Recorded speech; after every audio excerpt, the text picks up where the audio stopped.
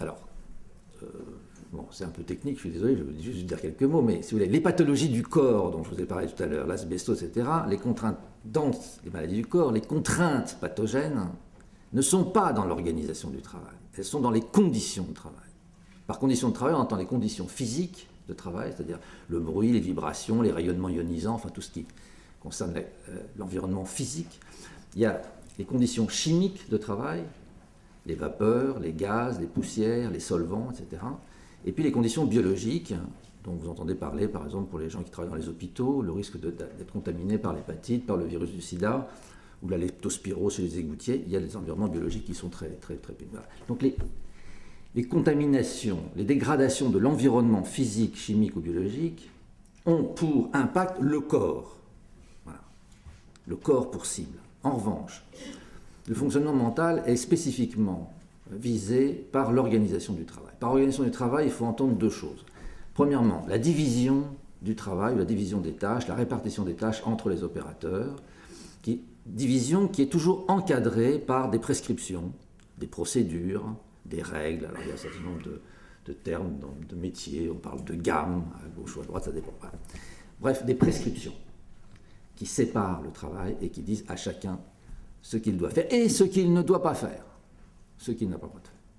Mais ce n'est pas seulement ça l'organisation du travail, c'est aussi tout le dispositif qui est mis en place pour contrôler l'exécution des ordres. Et les ordres sont exécutés conformément à ce qui a été prescrit. Donc surveillance, contrôle, encadrement, hiérarchie, c'est-à-dire tout le dispositif qui contrôle la conformité des comportements productifs et contrôle de fait aussi l'ordre social, la discipline, etc. dans l'entreprise. Donc une organisation du travail, ce sont ces deux aspects, division des tâches et division des êtres humains dans des rapports hiérarchiques. Toute étude, c'est la conclusion évidemment de ces recherches qui ont été faites déjà depuis le début des années 80, toute étude sur la santé mentale et les maladies mentales dans le travail renvoie à l'analyse de l'organisation du travail et des contraintes spécifiques dans chaque entreprise, chaque atelier, chaque poste de travail, chaque administration, etc. Donc vous avez compris un petit peu le cadre d'analyse. Maintenant, je vais passer au deuxième chapitre qui est l'étiologie des pathologies mentales dans la période contemporaine, la nôtre. Les pathologies mentales en rapport avec le travail, vous le savez sans doute, vous avez dû entendre un petit peu parler, augmentent sans cesse. Actuellement, elles occasionnent, pour vous donner un ordre de grandeur, selon les pays et les méthodes épidémiologiques qui sont utilisées dans tel ou tel pays, entre 3 et 6% du produit international, du produit intérieur brut. 3 à 6% du PIB, c'est ça le coût qu'il faut concéder aux maladies mentales du travail. En France, on appelle ça plutôt un peu, parce que je plaide pour ça, les maladies mentales du travail ou la psychopathologie du travail. Dans les autres pays, on parle de stress au travail. Bon, vous trouvez ça plus chic, c'est plus américain, etc. Mais c'est moins intéressant, sous réserve d'inventaire. Les principes, donc, ces pathologies augmentent, de fait.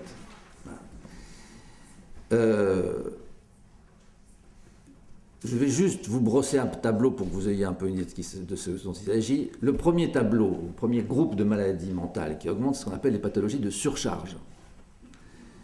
Le burn-out, le karoshi, K-A-R-O accent circonflexe S-H-I, karoshi, c'est une mort subite par accident vasculaire en général cérébral, enfin hémorragie cérébrale, éventuellement par un infarctus du myocarde, chez des gens jeunes qui n'ont aucun antécédent cardiaque et qui n'ont surtout aucun facteur de risque cardiovasculaire. Et finalement, on ne trouve qu'une chose, c'est la surcharge de travail. Maladie décrite au Japon, enfin qui existe partout et dans tous les pays du monde maintenant. Je passe. Le burn-out, c'est un épuisement professionnel qu'on voit dans les professions d'aide ou les activités qui impliquent une relation, ce qu'on appelle une relation de service. Donc principalement chez les infirmiers, les travailleurs sociaux, les médiateurs, ça vous arrivera d'avoir des burn-out, parce que je vous ai entendu tout à l'heure, les militants, l'esprit de dévouement, l'engagement personnel, et puis à un moment donné, ça s'épuise, surtout quand ça rase. Chez les travailleurs sociaux, pas chez vous, chez les travailleurs sociaux, chez les infirmiers, il y a les auxiliaires médicaux, etc., les gens qui s'occupent des personnes âgées, il y a un épuisement professionnel, et quand le militantisme a rendu l'âme, et que la générosité et l'oblativité ont donné tout ce qu'ils pouvaient, il y a l'épuisement professionnel qui pose de très sérieux problèmes et qui se rencontre quand même de façon très fréquente dans les situations que nous étudions. Et puis enfin, il y a les troubles musculo-squelettiques. Je n'ai pas le temps de vous décrire, c'est des maladies des poignets, des articulations, etc. Mais qui se multiplient. C'est la maladie professionnelle dont l'augmentation quantitative est la plus importante en France. Pour vous donner une idée, 500 000 personnes aujourd'hui sont reconnues comme atteintes de troubles musculo-squelettiques. C'est une maladie physique, hein, qui se matérialise par des inflammations, des infiltrations des gaines, des tendons, des terminaisons, etc., articulaires. Mais c'est centré en réalité par un processus psychique. Je n'ai pas le temps de vous le développer. Voilà. Sinon, on ne peut pas comprendre comment ces pathologies se développent comme ça. Bon. Bref, ce sont des pathologies de surcharge. Alors, vous ne vous rendez pas compte du caractère scandaleux de cette affaire, mais comme on nous avait annoncé qu'il y avait l'automatisation, la robotisation, et bientôt la fin du travail, ben, c'est pas du tout ça qui se passe, c'est l'explosion des pathologies de surcharge. Voilà. C'est juste pour vous montrer qu'il faut faire attention aux discours et aux idéologies. Les pathologies, elles augmentent bel et bien. Deuxième grand chapitre, la fin du travail, c'est pas pour demain. Hein. Voilà, je vous l'annonce parce que vous ne le savez peut-être pas, vous êtes encore resté intoxiqué par ces mots d'ordre stupides. Non, la fin du travail, c'est pas... Non, il n'y a pas de fin du travail. Il y a plutôt des risques que vous ayez trop de travail. Enfin bon, je passe. Deuxième groupe de pathologies, les pathologies post-traumatiques. Elles sont en rapport, ces pathologies, avec les violences dont les personnels sont victimes de la part des clients, des usagers, des malades éventuellement, dans l'exercice de leurs fonctions. Donc dans le service public, dans la police bien sûr, mais aussi bien dans le service privé, par exemple dans les grands centres commerciaux où les vendeurs, les caissières de supermarchés se font agresser effectivement pour piquer la caisse ou se font taper dessus pour d'autres raisons. Donc pathologie de surcharge, pathologie post-traumatique qui pose des problèmes monstrueux du point de vue de les chauffeurs d'autobus où ces gens se font taper, il y a quelques problèmes psychopathologiques et puis il y a des problèmes de peur qui s'installent dans le travail dont on ne sait pas très bien comment les assumer sur le plan médical ni sur le plan social. Et en tout cas pas sur le plan préventif. On est assez mauvais. Voilà. Alors je passe sur le troisième point qui est, au troisième point plutôt, qui s'appelle les pathologies du harcèlement. Harassment, voilà. Harcèlement moral, harcèlement professionnel. Alors, je vous donne mon point de vue parce que je n'ai pas le temps d'entrer dans le détail. Contrairement à ce qu'on nous raconte dans beaucoup d'endroits, il n'y a pas de nouveauté du harcèlement. Voilà. Le harcèlement n'est pas... Il n'y a pas de nouvelles techniques de harcèlement, je ne sais pas quoi, particulièrement diaboliques, qu'on aurait introduit ces dernières années avec une nouvelle forme d'organisation et le néolibéralisme. C'est pas vrai. C'est pas vrai. Le harcèlement existe depuis toujours dans le travail. Depuis l'Antiquité avec les esclaves, en passant par les galériens, les serfs, etc.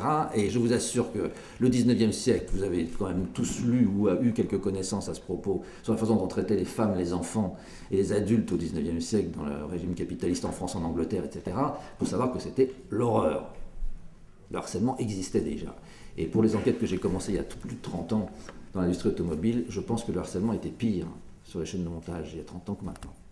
Donc, ce n'est pas le harcèlement qui est nouveau. En revanche, les gens tombent beaucoup plus malades qu'avant. Ce qui demande à être expliqué. Ça pose un vrai problème. Pourquoi est-ce que... Parce qu'il y a beaucoup plus de malades du harcèlement qu'autrefois. Et il y a de la casse. Et c'est énorme. Ce n'est pas un détail, c'est énorme. Il y a effectivement des centres de consultation spécialisés maintenant autour de souffrance au travail qui sont submergés de gens qui vont quand même très mal. Il faut quand même les soigner dans une situation d'urgence, de gens qui sont complètement décomposés, effectivement, du fait du harcèlement. Mais pourquoi est-ce qu'autrefois on tenait mieux que maintenant?